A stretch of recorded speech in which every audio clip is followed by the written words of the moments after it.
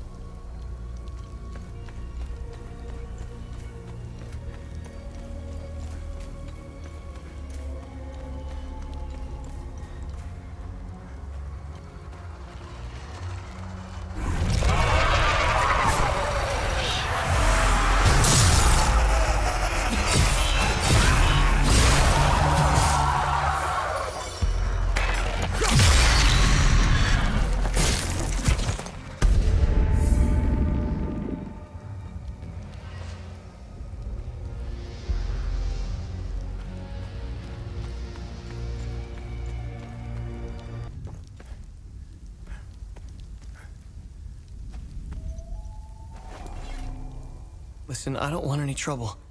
I'm just looking for supplies. Who are you? The name's Atticus. I escaped the Medini prison camp when the demons attacked. I should have died there. Looks like Setharus had other plans for me. I joined up with some refugees. We have a camp close by. The path to reach it is behind the giant stone serpent. Head north from here. You should find it. These people need me. They're in bad shape. I'm out here scrounging for supplies. Have you seen the destroyed ON vehicles on the road? They're northeast of the Weeping Knight statue. There's a truck that's still in good shape. If only I could find the keys and get it started, I could take these people to my father's farm in Sinedra.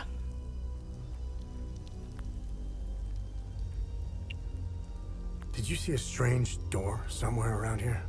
I saw a large door carved into the rock. Head back on this path and turn left. Continue on the path, and the door will be on your right. Careful, though. There's a huge demon lurking in front. When I saw it, I turned back real quick. I think I met your father. He's Ernest Cadell, right? Yes, he's my father. I'm glad to know he's alive and well. This makes me want to get back home even more. It doesn't look like it, but Hadia was beautiful and peaceful. It changed so quickly. I first noticed it on campus at Los Angeles University. History lessons were modified to suit new narratives. The line drawn in the sand by facts was fading under the waves of Sabinian nationalism. New campus groups and fraternities were formed and engaged in intimidation campaigns against Palamas students. Some of us stood firm, but most ended up leaving. It was so hard for me. My parents had spent their hard-earned money to send me to university. I was the only one in the family who had been given this chance. Deep down, I always believed that it would stop, that people would eventually come to their senses. Then I noticed that this was happening all over the country. By the time my hope had faded, civil war erupted. When the war erupted, I was still in Los Angeles, in the heart of the Lion's Den. I gathered what supplies I had and left for the Astarian-Umbrahan border. I needed to get home, to get to my family. What usually took a few hours on a road trip was turning into a logistical nightmare. Couldn't drive, take the bus, or train. Sabinian soldiers were patrolling back roads, streets, stations, you name it. On the way, I did things. Things I'm not proud of. I stole from people who were more desperate than I was. I refused to help others in need. I truly failed as a palamist. After months of hiding, looting, stealing, and running, I finally arrived on the outskirts of the Umbrahan border. I sought refuge in a barn. I was exhausted and hungry. The farmer woke me. I was initially terrified, but he was holding a plate of food. He handed it to me and I devoured it. He said he would return with more. He turned out to be a Sabinian farmer, feeding me to buy time until the soldiers showed up. It worked like a charm. That was the last square meal I had. After that, prison scraps if I was lucky. Did you know that the peacekeepers had an outpost in Medini? They stood by and watched Sabinian soldiers rape and murder palamists in droves. I'll tell you what they did care about. Their medical supplies and food. That's it.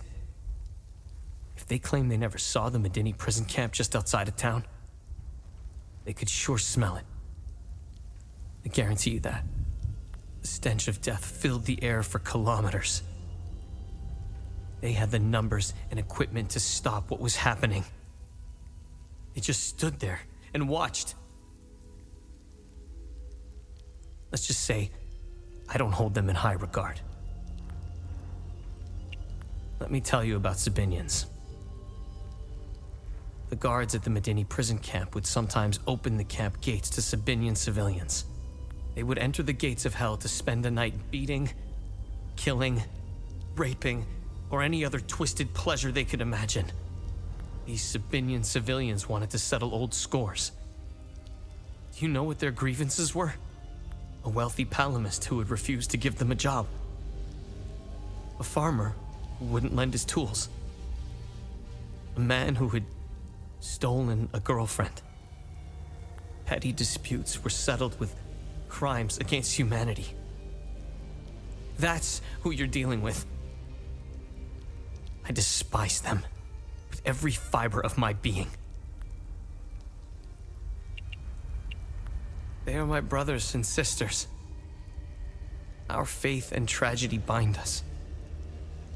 We will overcome this. We must. Now, more than ever. May we all stand in our Lord's gaze. They are not our Lord's doing. He would never unleash such demons upon us, no matter how much we've sinned. This disaster is the work of TR, the great two-headed serpent. You want proof? If they were from Setharis, they would have only attacked the guards back in Medini. Once the strange anomalies appeared, the creatures materialized everywhere out of thin air. It was surreal. The Kata describes a place called the Himalara Fields. TR made the great curse, and his demons dwell in that place. I believe those anomalies are doorways between our worlds.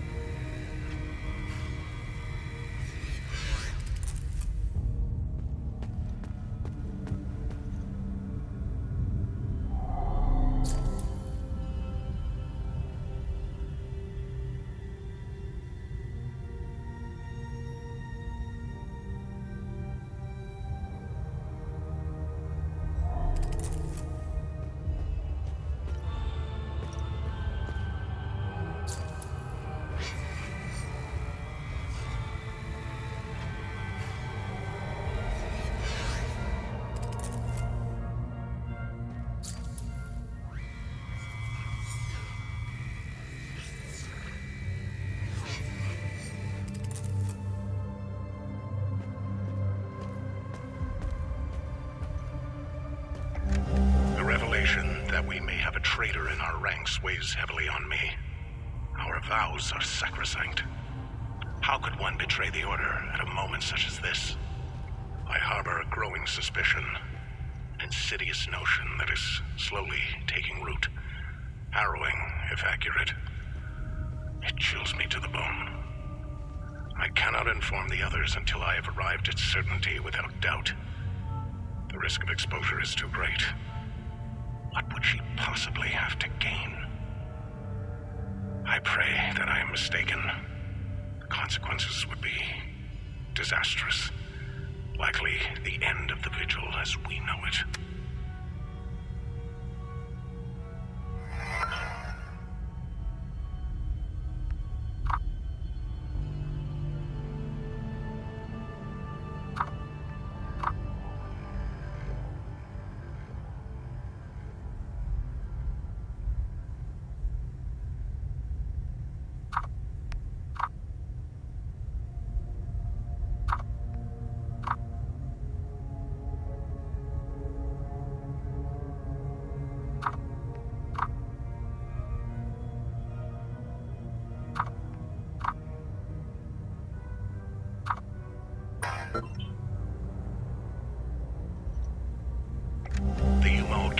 Expeditions yielded two significant revelations. Confirmation that the calamity is real, and the existence of a plan to stop it, the so-called failsafe. We know nothing of this failsafe, nor of the artifact we recovered. All of these tomes, and not a shred of information.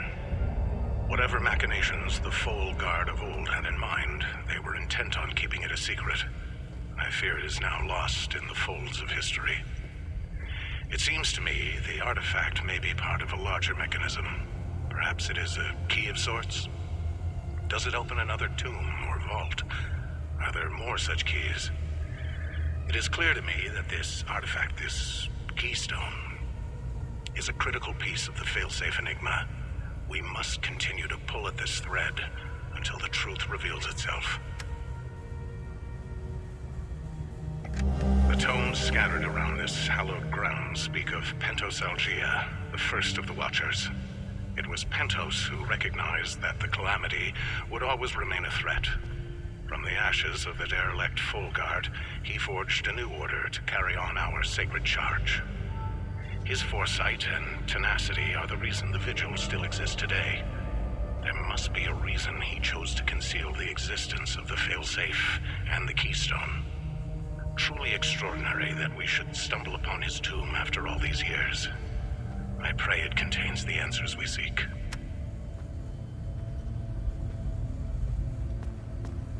If you are stuck, this guide will help you get through it without problems. Let's go. Once inside, you will see a note. Read it. It contains the conditions for solving the puzzle. Pay attention. This is about Pentos. You need to find out his name, his title, the symbol of his order, and the date of inception of his order. Then the tomb will open. Now head over to this inscription. After you read it, you see that the Vigil was founded in the year 1513. Remember this, date of inception of his order, 1513. Let's move on. On the wall, we see shields that are still unclear to us.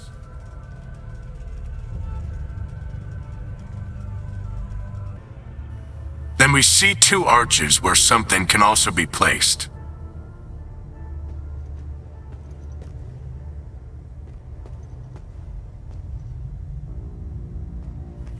In the small rooms, we find tablets with different names.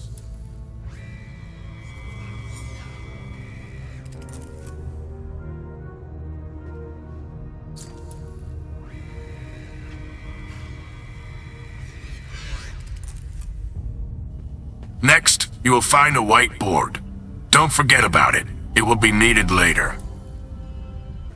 In the next room, you will see armor. After reading the inscription, it becomes clear that Pentos, the one whose tomb you must open, was a general, the first of the Vigil.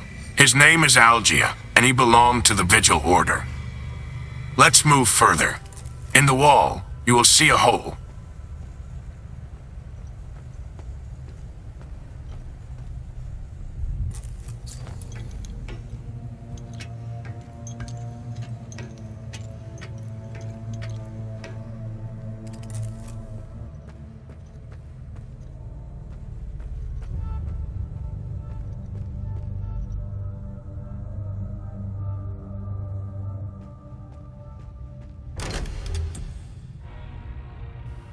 On the sarcophagus, you will find 4 ceramic flowers.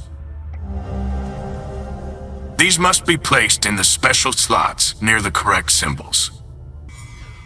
Inside the tomb, there are many drawings on the walls with names.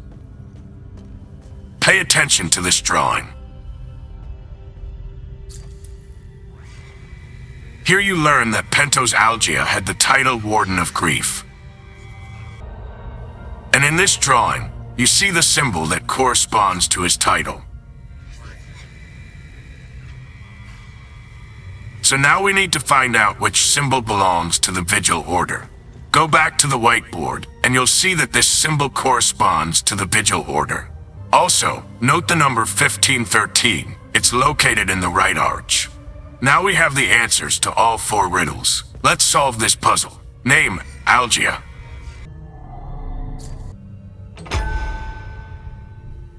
His title, the symbol.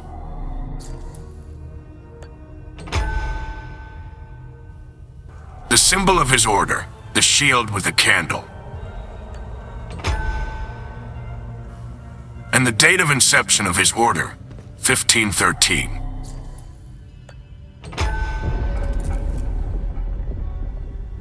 Now you can go down to the sarcophagus. Pull the lever, and the sarcophagus will open.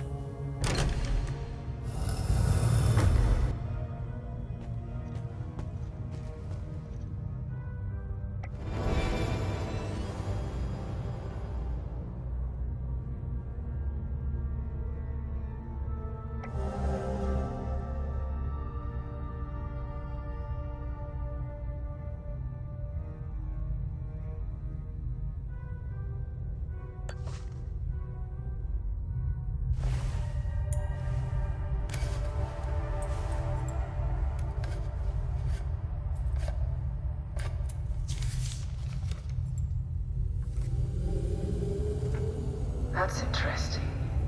Tania? I made it back to your APC and figured out how to access your drone's controls. Oh, great. Bring back that scroll you just picked up. I found something in the APC that can help us.